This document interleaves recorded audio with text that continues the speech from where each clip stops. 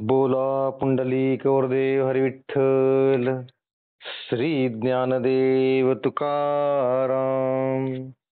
पंढरीनाथ भगवान की जय. माऊली ज्ञानेश्वर महाराज की जय. जगद्गुरु तुकाराम महाराज की जय. ज्ञानेश्वरीचा अध्याय 13वा म्हणजेच प्रकृती पुरुष विवेक योग या अध्यायाचं आपण वाचन आणि निरूपण करत आहोत. 9 भाग झालेले आहेत. आज आपण 10वा भाग पाहणार आहोत. कालपर्यंत 265 ओव्या झालेल्या आहेत. आज आपण त्या पुढचा भाग पाहणार आहोत. श्लोक नंबर 7वा चालू आहे. मागचे 5 भाग आपण हे श्लोक नंबर 7 वरच घेतलेले आहेत. अजून याचे अजून काही भाग होतील असा मोठा श्लोक आहे तो. तर पुढे जाण्याच्या अगोदर पाठीमागं काय झालेलं आहे, कालपर्यंत आपण काय समजलो ते अजून एकदा त्याची उजळणी घेऊयात आणि मग पुढे जाऊयात. तर हा जो अध्याय 13वा आहे, प्रकृती पुरुष विवेक योग. या 13व्या अध्यायामध्ये त्या अध्यायाची सुरुवातच करताना ज्ञानेश्वर माऊली आपले गुरु निवृत्तीनाथ यांचं स्मरण करून, त्यांचे आशीर्वाद घेऊन, त्यांची कृपादृष्टी घेऊन हा 13वा अध्यायाची सुरुवात करतात. या अध्यायाच्या सुरुवातीलाच श्रीकृष्ण आणि अर्जुन यांच्यातला संवाद पुढे आलेला आहे. श्रीकृष्ण अर्जुनास म्हणतात की हे जे शरीर आहे याला क्षेत्र म्हणतात, आणि शरीर हे जे क्षेत्र आहे हे जो जाणतो, जो समजतो त्याला क्षेत्रज्ञ म्हणतात.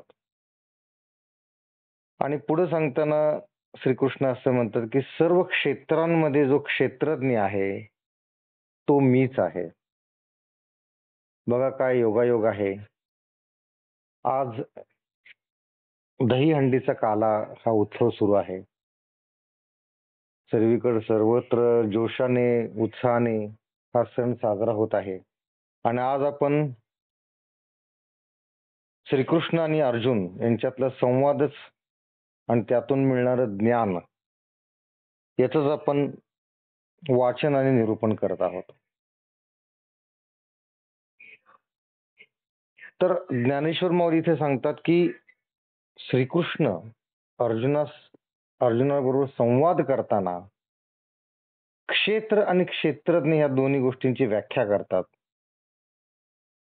पुढे जाऊन जे स्वभाववादी आहेत किंवा कालवादी आहेत किंवा जे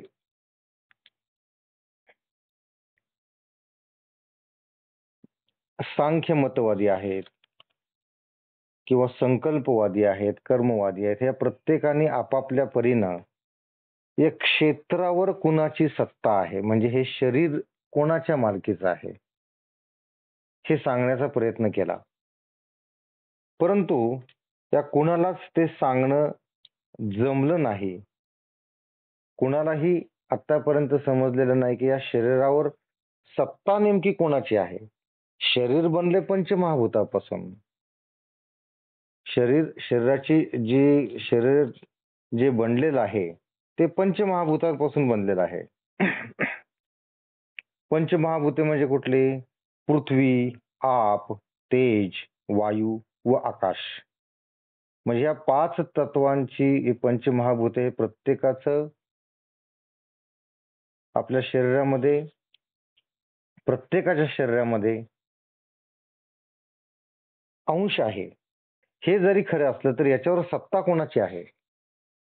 तर यासाठी भगवान श्रीकृष्ण अर्जुनास सांगतात की आता हे क्षेत्र म्हणजे नेमकं काय आहे, हे शरीर म्हणजे नेमकं काय आहे हे तुम्हाला सांगतो.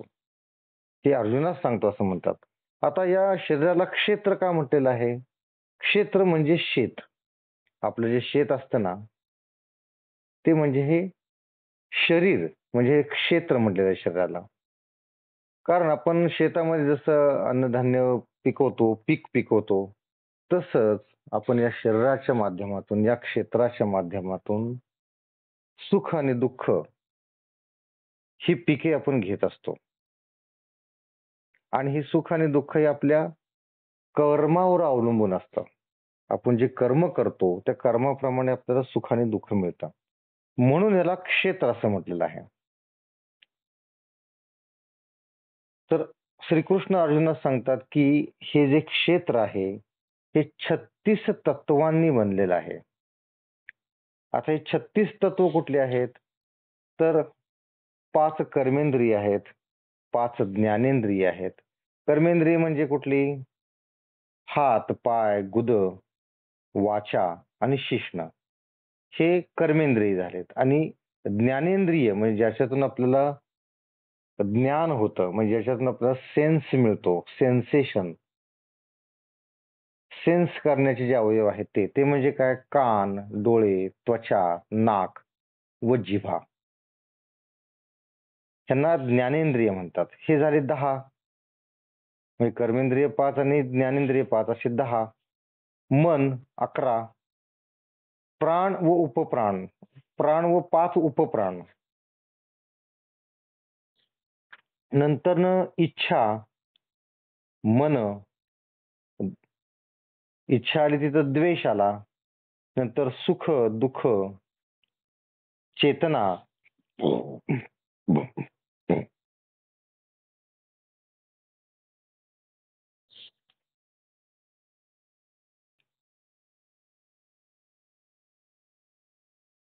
या सर्वांच्या साह्याने या 36 तत्वांचे मिळून हे क्षेत्र बनलेले आहे. आता त्यानंतर भगवंत अर्जुनास हे सांगतात की ज्ञानी कुणाला म्हणायचं? ज्ञानी कुणाला म्हणायचं? तर ज्ञानी त्याला म्हणायचं की जो दांभिक नसतो, ज्याच्या मनामध्ये इच्छा नसते. मग काय असतं? अहिंसा असते, शांती असते, सरळपणा असतो, आचार्योपासना असते, अंतर्बाह्य सुचिरभूतपणा असतो, स्थिरता असते आणि आत्मसंयम असतो. हा श्लोक नंबर 7चा श्लोकार्थ आहे. तर यात आपण सुरुवातच आपली इथं आहे की आपण अजून अहिंसाच बघत आहोत. मागच्या 2 भागांमध्ये आपण अहिंसाच बघत आहोत. आजही अहिंसावरच काही भाग येणार आहे आणि मग आपण पुढे जाणार आहोत. तर अहिंसा म्हणजे नेमकं काय? तर एवढं आपण आपल्या मनामध्ये एवढा स्नेहभाव असला पाहिजे की आपण चालताना सुद्धा आपल्या पायाखाली किडा मुंगी मरेल याची आपण काळजी घेतली पाहिजे. श्वास घेताना सुद्धा आपल्या श्वासाच्या मार्फत, श्वासाच्या गर्मीने किंवा फुफ्फुसात हवा जाते, हवेच्या बरोबर काही जीव सूक्ष्म जंतू जातात आणि त्यांचा मृत्यू होतो. ते होऊ नये किंवा चालताना सुद्धा अगदी लक्षपूर्वक चाललं पाहिजे. आपल्या पायाखाली जर एखादा किडा मुंगी येईल असं वाटत असेल तर जपून पाऊल टाकलं पाहिजे. म्हणजे किडा मुंगी येईल असं वाटलं तर आपण तो पाऊल माघारी घेतलं पाहिजे. ही काही लक्षणं आहेत की ज्या लक्षणांवरून आपण त्याच्या मनामध्ये आणि शरीराच्या त्याच्या मनामध्ये अहिंसा आहे का नाही हे लक्षात येतं. आता अहिंसा ही फक्त एखाद्या जीवाची हिंसा होऊ नये एवढ्यावरच अवलंबून आहे का? एवढ्यालाच अहिंसा म्हणायचं का? तर असं नाहीये. अहिंसा म्हणजे आपण जे बोलतो, जे आपण तोंडातून शब्द बाहेर टाकतो, आपले विचार मांडतो, ते सुद्धा कोणालाही दुखवता कामा नये. आपले शब्द कोणाला टोचता कामा नये. कमी बोललं तर हरकत नाही, पण जे बोलाल ते समोरच्याला गोडच वाटलं पाहिजे. आता हे बोलणं नेमकं कसं असायला हवं? म्हणजे ही शाब्दिक जी हिंसा आहे, ही कशी टाळायची? हा भाग आपण आज पाहणार आहोत.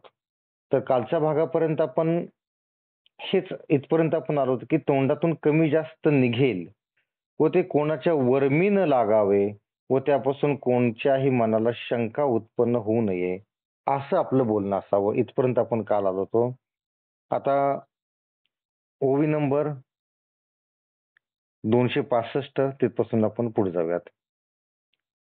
मांडली गोठी हन मोडेल, वासी पैल कोणी उडेल, ऐकोनी ओवाडील कोणी जरी, तरी दुवाळी कोणा नोहावी, भवई कवणाची नुचलावी, ऐसा भाव जीवी म्हणोनी युगा, मग प्रार्थला विपाये, जरी लोभे भोये जाये, तरी परिसतया होये, माय बापू का नाद ब्रह्माची मुसे आली, की गंगपय आसळली,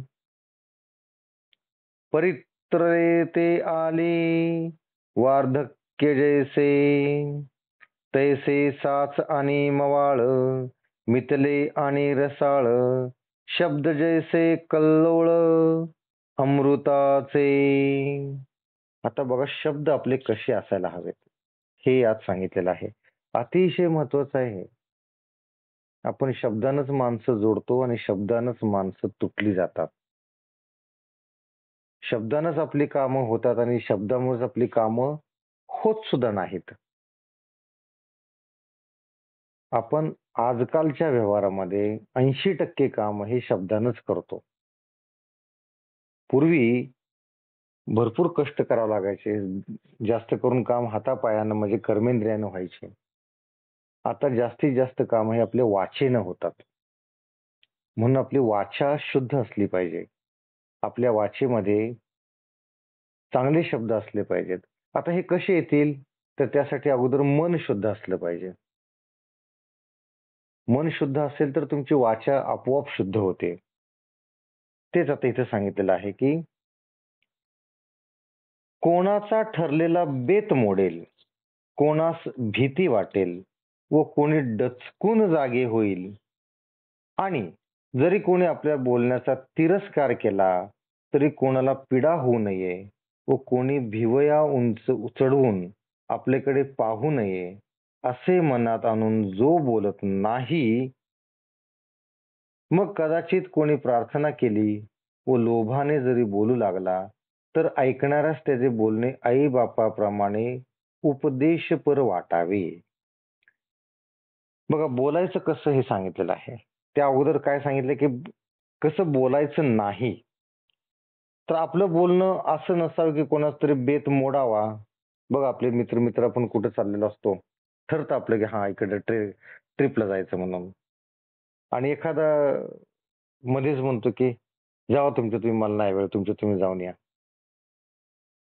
आता ह्या बोलण्यानं काय होतं की ज्यांचं ठरलेलं असतं, एक त्यातलं वगळला की मग दुसरा म्हणतो मलाही काम आहे, तिसरा पण वगळतो, म्हणजे ठरलेला बेत मोडून जातो.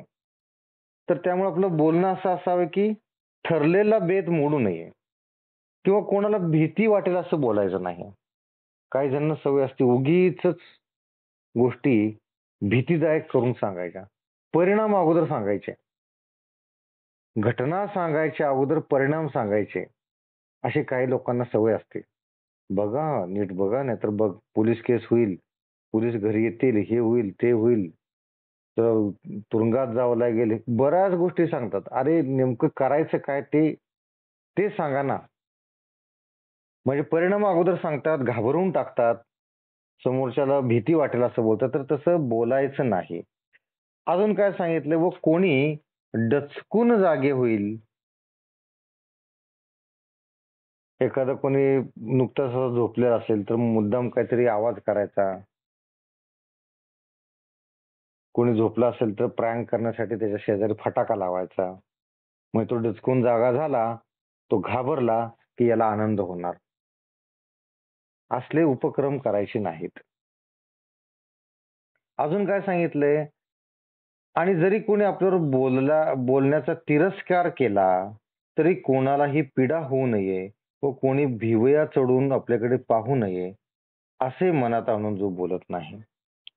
म्हणजे कोणाला पीडा होऊ नये अशा पद्धतीने बोलायचं. कोणी आपल्यावर भुवया चढून आपल्याकडे बघेल की काय प्रकार आहे बाबा हा, अशा पद्धतीने बोलायचं नाही. मग बोलायचं कसं ते सांगितलंय. मग कदाचित कोणी प्रार्थना केली व लोभाने जर बोलू लागला तर ऐकणारास त्याचे बोलणे आई बापाप्रमाणे उपदेशपर वाटावे. आपण असं बोललं पाहिजे की त्याचे आई बाप जसे उपदेश करतील ना तसं त्याला वाटलं पाहिजे. आपले बोलणे हे त्याच्या आई बापाप्रमाणे उपदेशपर वाटावे असं बोलणं असावं. किंवा मधुर नाद हा मूर्तिमंत पुढे उभा आहे राहिला आहे, अथवा स्वच्छ गंगोदक उसळले आहे, किंवा पतिव्रता स्त्रीला वृद्धपणा प्राप्त झाला आहे, त्याप्रमाणे खरे आणि मऊ, परिमित व प्रेमळ असे अमृताच्या लाटांप्रमाणे त्याच्या तोंडातून शब्द निघतात. बोलणं कसं असावं? तर मधुर नाद असावा. मधुर नाद हा मूर्तिमंत पुढे उभा राहिला आहे असं वाटावं. किंवा स्वच्छ गंगोदक उसळले आहे. गंगोदक म्हणजे गंगेचा जिथं उदय होतो ते गंगोदक. ते उसळले आहे असं वाटावं. किंवा पतिव्रता स्त्रीला वृद्धपण प्राप्त झाले आहे अशा पद्धतीनं आपलं बोलणं असावं. त्याचप्रमाणे खरे आणि मऊ, परिमित व प्रेमळ असे अमृताच्या लाटांप्रमाणे आपले शब्द असावेत. आपले शब्द कसे असावेत बघा, सांगितलेले मऊ असावेत असं सांगितलेलं आहे. अजून कसे असावेत? प्रेमळ असावेत, अमृताच्या लाटांप्रमाणे असावेत. असं असेल, अशी जर आपली वाणी असेल, एवढी जर शुद्ध आपली वाणी असेल, आपल्या वाणीत जर प्रेम असेल, आपले शब्द जर मऊ असतील, कोणालाही टोकदार टोचण्यासारखे शब्द नसतील, तर बघा जो जो आपल्याला भेटेल तो आपला होऊन जाईल की नाही. आपल्याला आयुष्यात कितीतरी लोक भेटतात, पण त्यातली किती आपल्या कॉन्टॅक्टमध्ये कायम राहतात? फार मोजकी लोक राहतात. याचं कारण म्हणजे आपले टोचणारे शब्द. मग हे लोक जर आपल्या बरोबर असावेत असं आपल्याला वाटत असेल, तर आपले शब्द कसे असायला हवेत? मऊ असायला हवेत. शब्दांमध्ये प्रेम परिमित असायला हवं. अमृताच्या लाटांप्रमाणे असायला हवेत आपले शब्द, असं इथं सांगितलेलं आहे.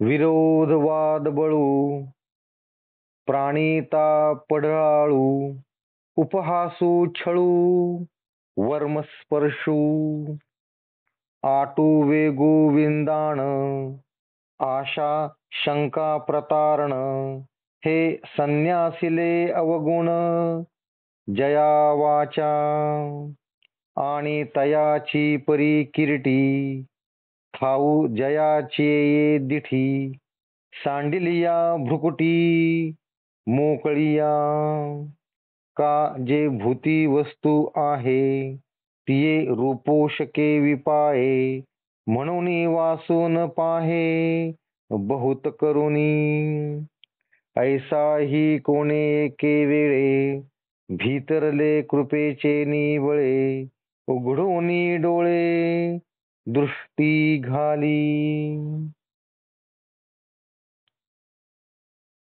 जे शब्द व्याज स्तुतीने भरलेले आहेत, ज्याच्यापासून वाद उत्पन्न होतो व दुसऱ्यास त्रास उत्पन्न होतो, तसेच ज्याच्यापासून निंदा व छळ होतो व जे दुसऱ्याच्या वर्मी लागतात. बघा आता परत सांगितलेलं आहे की काय कसं बोलायचं नाही ते सांगितलेलं आहे. काय बोलायचं नाही?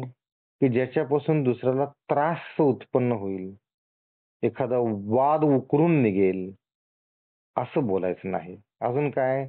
की आपल्या बोलण्यातून दुसऱ्याची निंदा होता कामा नये, त्याचा छळ होता कामा नये, किंवा आपले शब्द दुसऱ्याच्या वर्मी लागता कामा नयेत.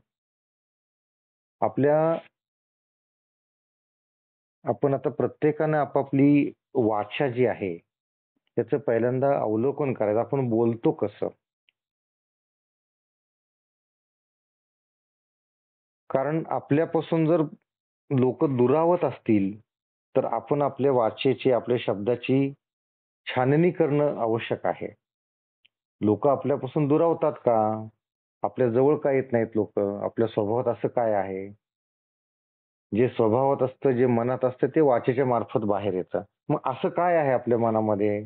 असं काय आहे आपल्या शब्दांमध्ये की ज्यामुळे लोक आपल्या जवळ येत नाहीत किंवा जवळ आलेले लोक थोड्या दिवसानं निघून जातात?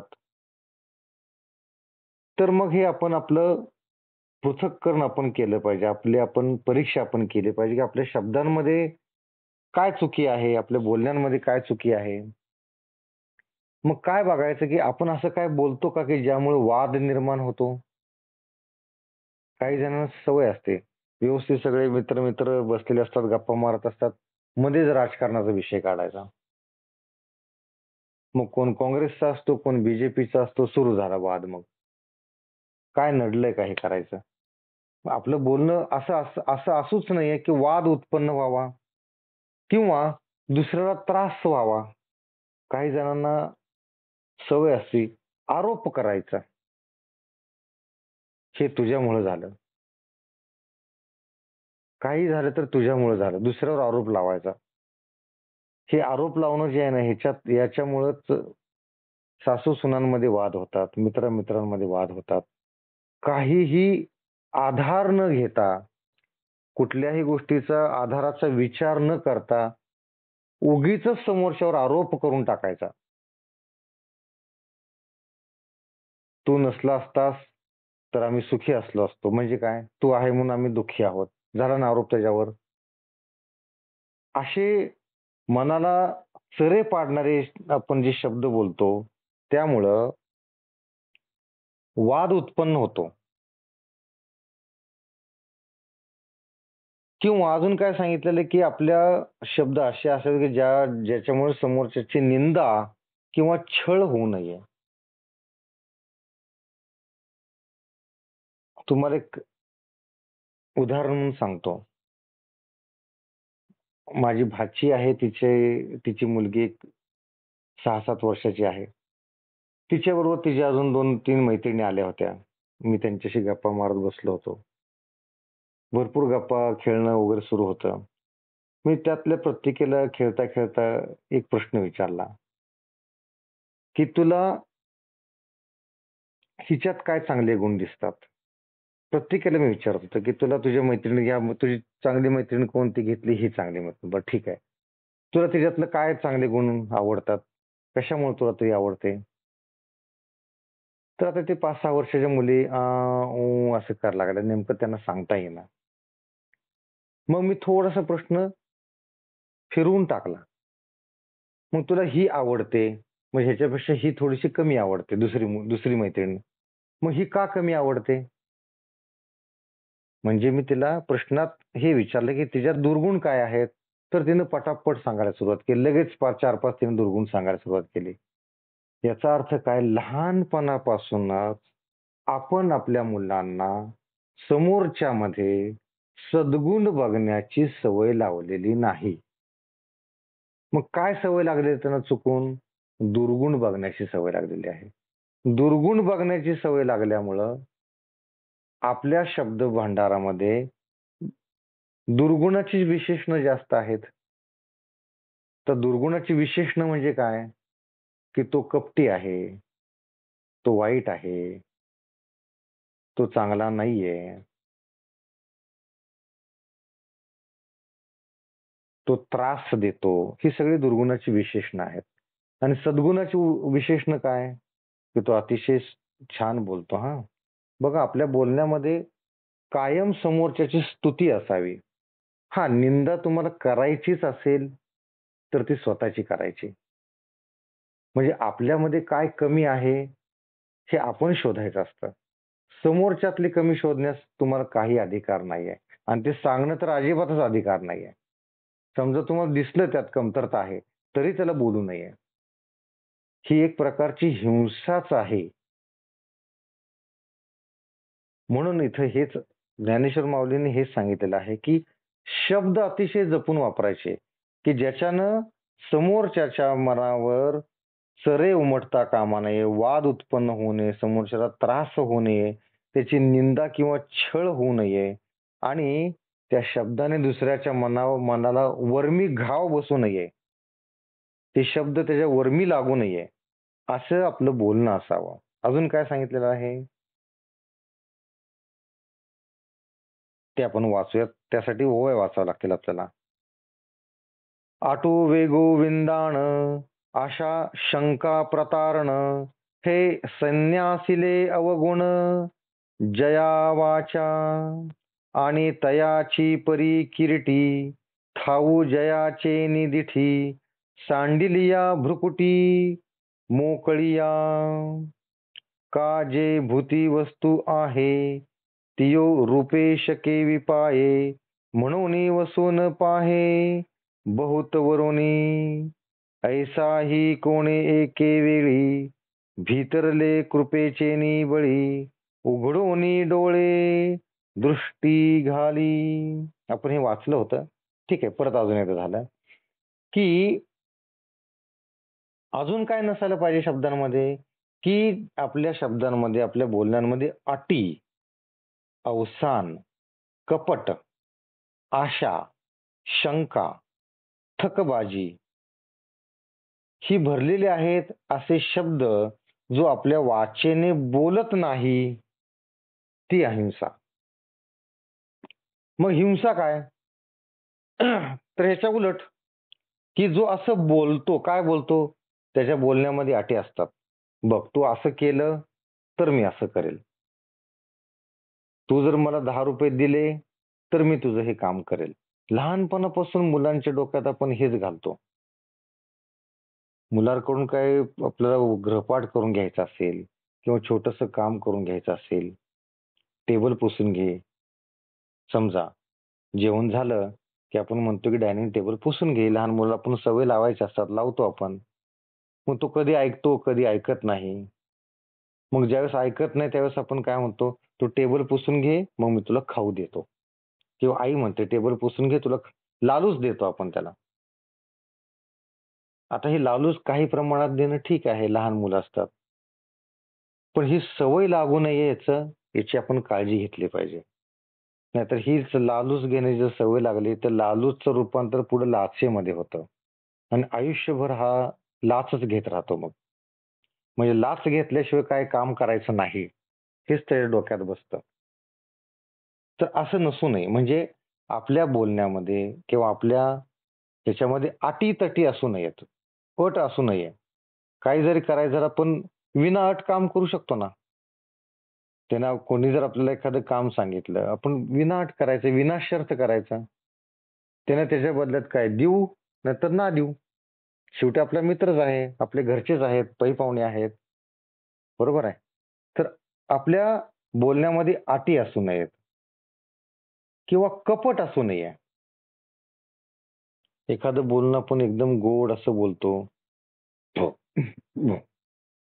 समोरच्याला समजू नये असं बोलतो. समोरच्याला आपण अंधारात ठेवतो. पण मनात कपट असतं.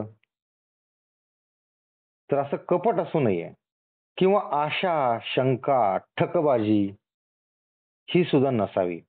आशा म्हणजे काय? आपण असं अशा पद्धतीने बोलतो की ज्याच्याकडून आपल्याला काहीतरी मिळण्याची आशा असते. ती आशा असू नये. नंतर काय असू नये? शंका असू नये. बोलताना आपण असं बोलू नये की आपण त्याच्यावर शंका घेतोय, संशय घेतोय. असं असू नये आपलं बोलणं किंवा ठकबाजी नसावी. फसवणूक नसावी समोरच्याची.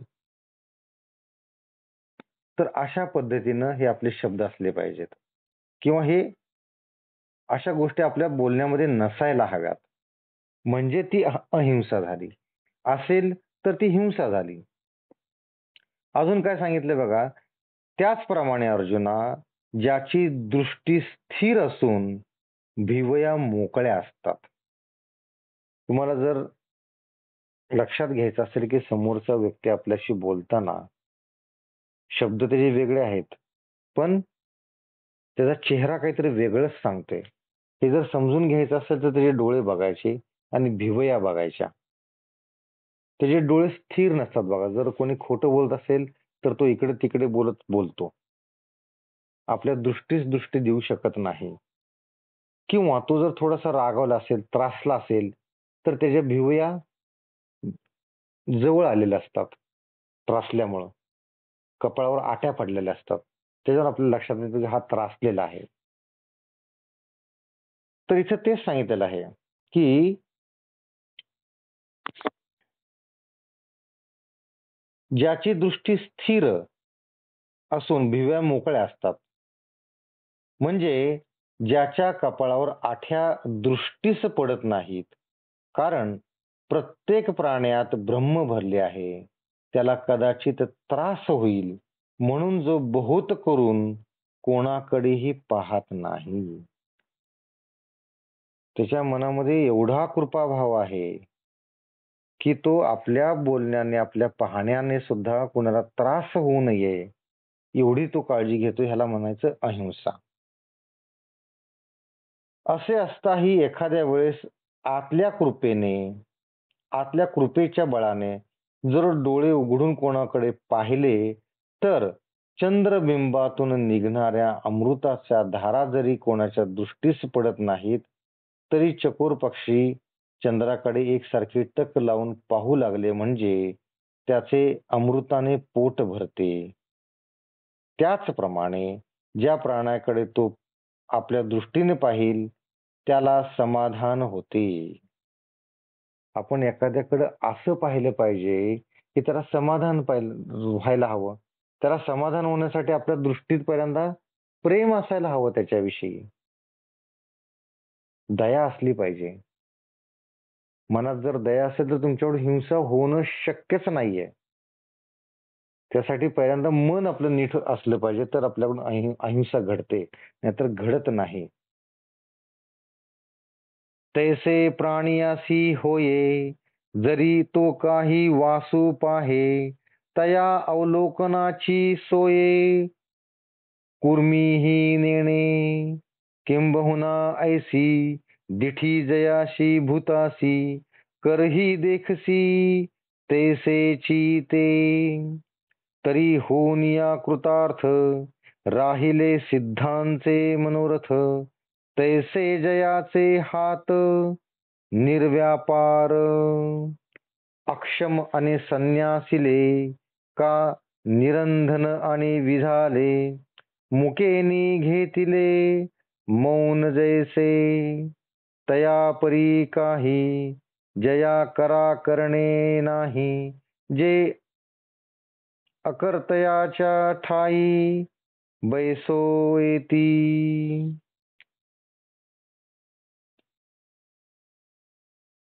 ज्याप्रमाणे ज्या प्राण्याकडे तो आपल्या दृष्टीने पाहिल त्याला समाधान होते, अशी आपली दृष्टी पाहिजे. कशी? कासवी जर आपल्या पिलांकडे नुसत्या दृष्टीने पाहून त्यांना वाढवते.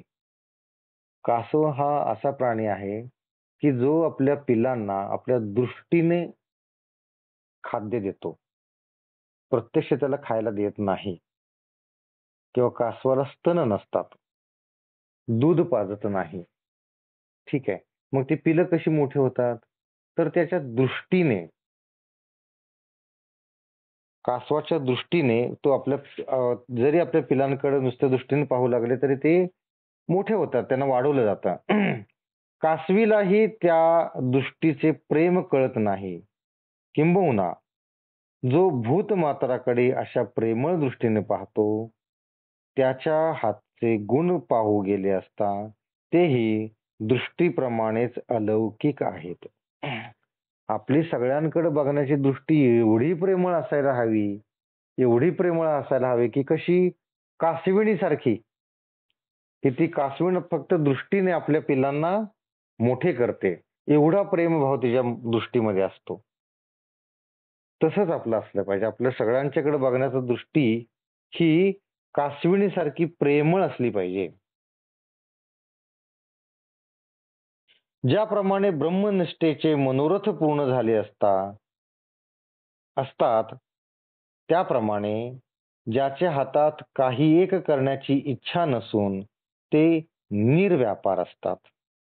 जन्मांधाने ज्याप्रमाणे पाहण्याची क्रिया सोडावी किंवा अग्नीस पेटवण नसून तो जसा विझावा, अथवा मुक्या मनुष्याने जसे मौन व्रत धारण करावे, तसे ज्याच्या हातांना काही एक करायचे उरलेले नसते व जे काही एक व्यापार न करता स्वस्थ असतात, वाऱ्याला धक्का लागेल किंवा आकाशाला नख लागेल असे वाटून जे आपले हात हलवित नाहीत, तेथे अंगावर बसलेली माशी उडवावी किंवा डोळ्यात जाणारी घुंगुरटी एकीकडे करावी, अथवा पशुपक्ष्यांना डोळ्यांनी भीती दाखवावी, या गोष्टी कोठून घडणार? काय सांगितले बघा, आता नीट लक्षात घ्या. आपण हे परत पाहूया. त्याच्या अगोदर याच्या संलग्न असलेल्या ओव्या वाचूयात.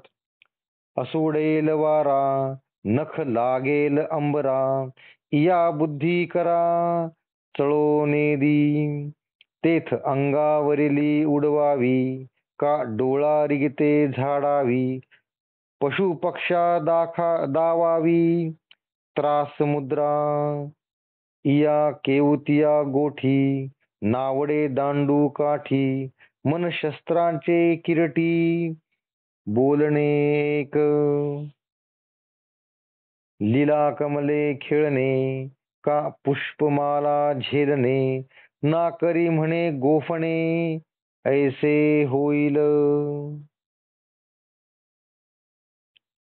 तसे ज्या हातांनी काही एक करायचे उरलेले नसते व काही एक व्यापार न करता स्वस्थ असतात, थोडस आपण पाठीमागे जाऊयात म्हणजे हे लक्षात येईल की ज्याप्रमाणे ब्रह्मनिष्ठेचे मनोरथ पूर्ण झाले असता, त्याप्रमाणे ज्यांच्या हातास काही करण्याची इच्छा नसून ते निर्व्यापार असतात. मनात काही इच्छा नसेल तर हात हे निर्व्यापार असतात. हात कामात कधी असतात? काम कधी करतो आपण जर मनात काही इच्छा असेल तर. इथं काय सांगितलेलं आहे की निरिच्छा असणाऱ्या लोकांचे हात निर्व्यापार असतात, ते असायला हवेत. कसे? तर जन्मांधाने ज्याप्रमाणे पाहण्याची क्रिया सोडावी. जन्मताच जो आंधळा आहे तो म्हणतोय मी आता पाहणे सोडून दिलेलं आहे. अरे तू जन्मताच आंधळा आहेस. किंवा अग्नीस पेटवण नसून तो जसा विझावा. चुलीला जर लाकड नसेल तर त्याला आग पेटेल का? नाही पेटणार. अथवा मुक्या मनुष्याने जसे मौन व्रत धारण करावे. जन्मताच मुका आहे तो म्हणतोय की मी मी मौन व्रत धारण केलेलं आहे.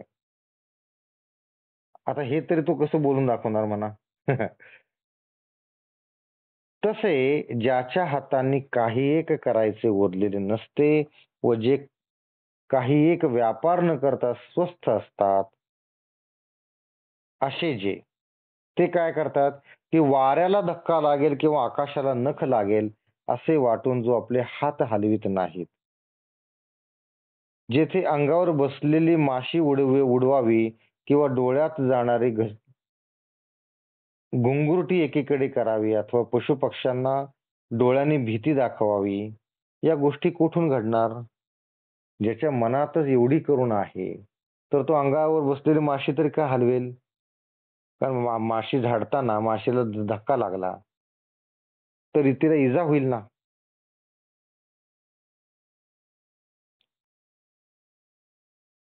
हे किरीटी त्याला हातात दंड किंवा काठी घेणे जर आवडत नाही, तर मग शस्त्रांची गोटे कशाला पाहिजेत? शस्त्रांची गोष्ट कशाला पाहिजे? एखादा मनुष्य असा असतो बघा की जो अंगावरची माशी सुद्धा उडवत नाही, कारण त्या माशीला इजा होईल किंवा वाऱ्याला धक्का लागेल किंवा आकाशाला नख लागेल अशा पद्धतीने तो हात हलवत नाही. मग अशा लोकांच्या हातात दंड किंवा काठी घेणेही त्याला जर आवडत नाही, तर मग शस्त्रांची गोष्ट कशाला पाहिजे? असे लोक शस्त्र हातात कसे काय घेतील? जर ते हातानं माशी जर झाडत नाहीत, तर ते शस्त्रानं कोणाला दुखावतील का? नाही दुखवणार. हातात लिलेने कमळ घेऊन फिरवल्यास अथवा फुलांचा हार झेलल्यास ते गोफणीप्रमाणे एखाद्या जीवास लागून त्यास इजा होईल, अशा समजुतीने हेही व्यापार जे हाताने करत नाहीत. बघा किती सूक्ष्म विचार सांगितलेला आहे, की हातात लिलेने कमळ घेऊन फिरवल्यास, आपण हातात कमळ घेऊन फिरवलं किंवा जो फुलांचा हातात झेलल्यावर तो गोफणीप्रमाणे आपण फिरवू नये. कारण तो फिरवल्यास कुठल्यातरी जीवाला लागून त्याची इजा होईल.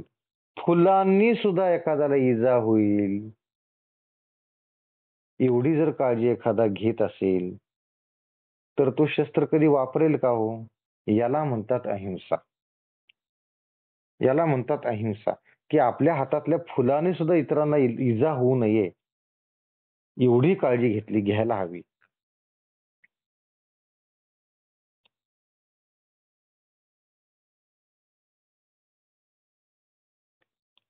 तर आज आपण इथेच थांबणार आहोत. आज हा भाग नंबर 10 झालेला आहे. भाग नंबर 11 आपण उद्या पाहणार आहोत. आजच्या भागात आपण थोडक्यात हे पाहिलेलं आहे, की शब्द कसे वापरायचे, काय बोलायचं आणि कसं बोलायचं आणि कसं बोलायचं नाही. ही शब्द हिंसा आहे. शब्द हिंसा कशी करायची नाही आणि शब्द अहिंसा कशी करायची, हे आपण पाहिलं आज. तसेच आपले वागणे, बोलणे एवढे हळूवार असायला हवे, एवढे काळजीपूर्वक असायला हवे, की हातातल्या फुलांनी सुद्धा इतरांना इजा होऊ नये. फुलं एखाद्याला मारली तर त्याला इजा होईल का? नाही होणार. तरी पण एवढी आपण काळजी घ्यायला हवी, की आपण आपल्या हातातले कमळ फिरवताना किंवा पुष्पहार फिरवताना दुसऱ्याला तो इजा करू शकतो, एवढी काळजी आपल्या मनात असली पाहिजे. बघा हा जो आजचा भाग आहे, हा अतिशय महत्वाचा भाग आहे. आपण अहिंसेच्या बाबतीत सगळं आपण हे वाचन आणि निरूपण करत आहोत. आपण आपलं वागणं किंवा आपलं बोलणं हे कधीही स्वतः कधी त्याचं अवलोकन करत नाही. आपण दुसऱ्यांकडून अपेक्षा ठेवतो, की त्यानं माझ्याशी चांगलं बोललं पाहिजे. पण आपण कधीही दुसऱ्याशी चांगलं बोलण्याचा प्रयत्न करत नाही. कारण आपण आपलं स्वतःचं परीक्षण कधी करत नाही, की आपल्याकडून काही वाईट बोलणं होतं का? आपली शब्दांना धार आहे का? आपले टोकदार शब्द आहेत का?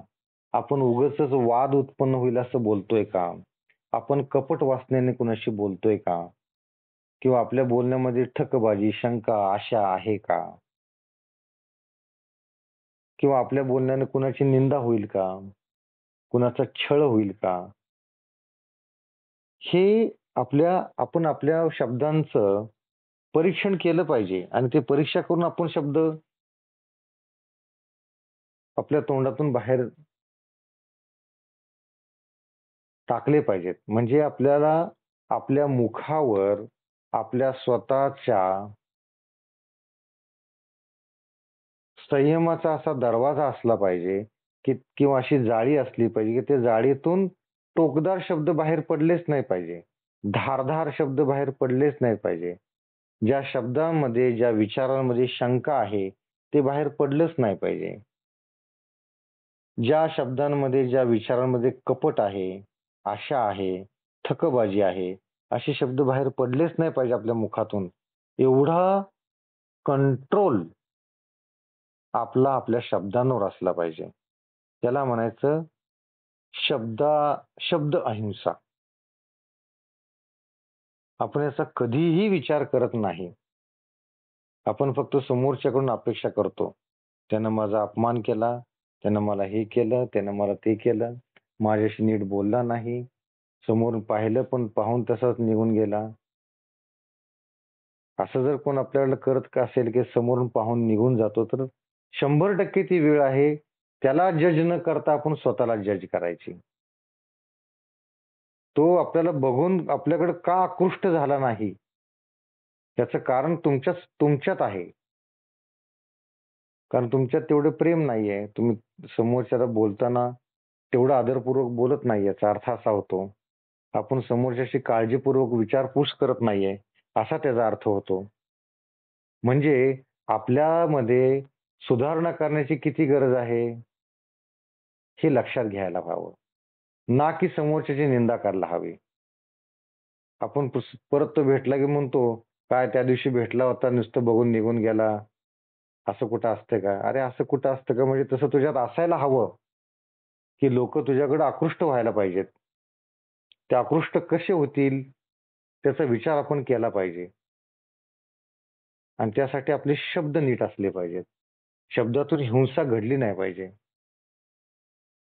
आणि त्यासाठी शब्द हिंसा घडू नये यासाठी मनात करुणा असली पाहिजे, प्रेम असलं पाहिजे. तर हे होतं. नुसतं शब्द घासून पुसून तोंडातून टाकले, गुळगुळ शब्द टाकले म्हणजे झालं असं नाहीये.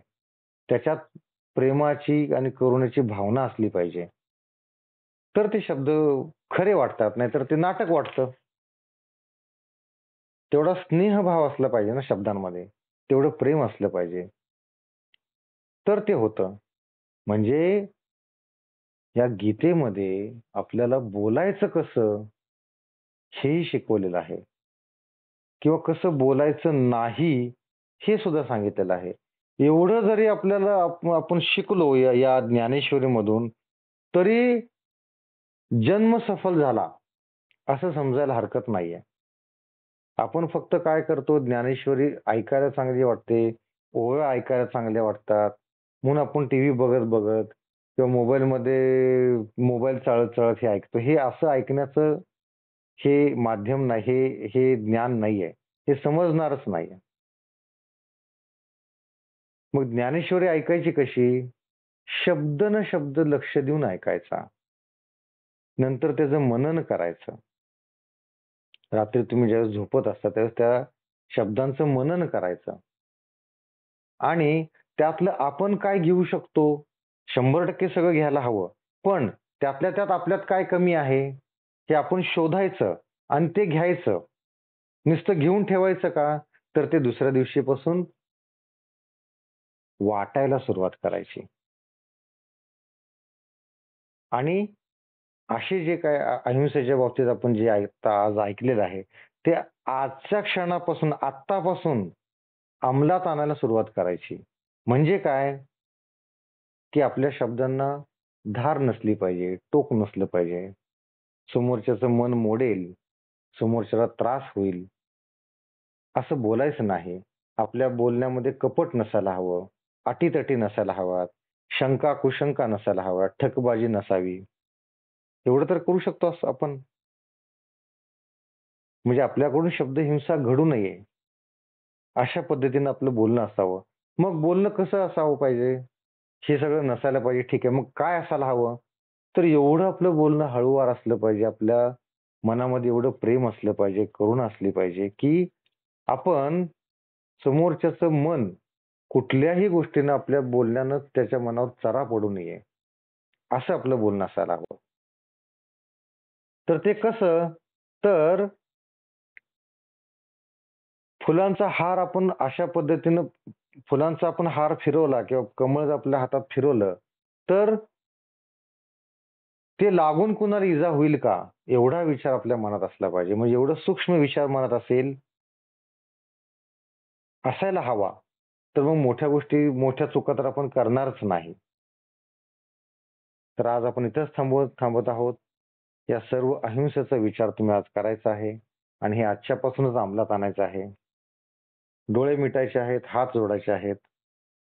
बोला पुंडलिक वरदेव हरी विठ्ठल, श्री ज्ञानदेव तुकाराम, पंढरीनाथ भगवान की जय, माऊली ज्ञानेश्वर महाराज की जय, जगद्गुरु तुकाराम महाराज की जय, सर्व संतों की जय.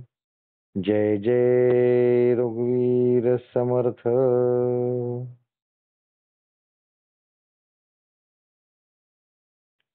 रामकृष्ण हरी.